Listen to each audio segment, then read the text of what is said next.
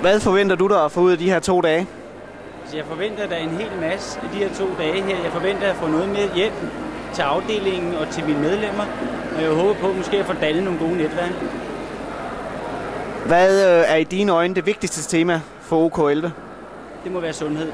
Jeg tror, vi skal ind og kigge på velfærden og sundheden. Jeg tror, at den overenskomstperiode her, der kommer, det bliver ikke løn. Vi skal så meget ind på, fordi der er ikke penge i kassen.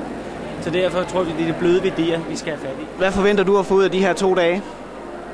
Jeg forventer at få en masse inspiration til brug til overenskomstforhandlingerne 2011. Og så forventer jeg at møde en masse aktive tillids- og arbejdsmiljørepræsentanter. Hvad er i dine øjne det vigtigste tema for OK11? Det må være at få et godt arbejdsmiljø for vores kollegaer rundt om i landet. Hvad forventer du at få ud af de her 2 dage?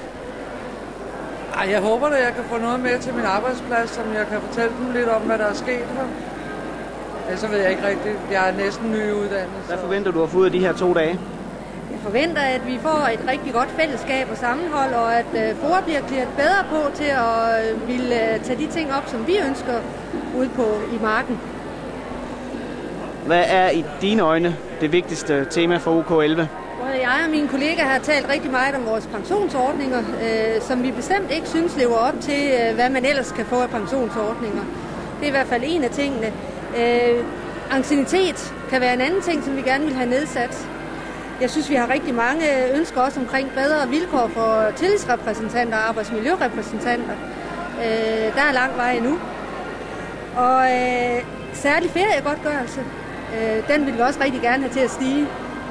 Så det er sådan de ting, jeg kan nævne her nu i hvert fald.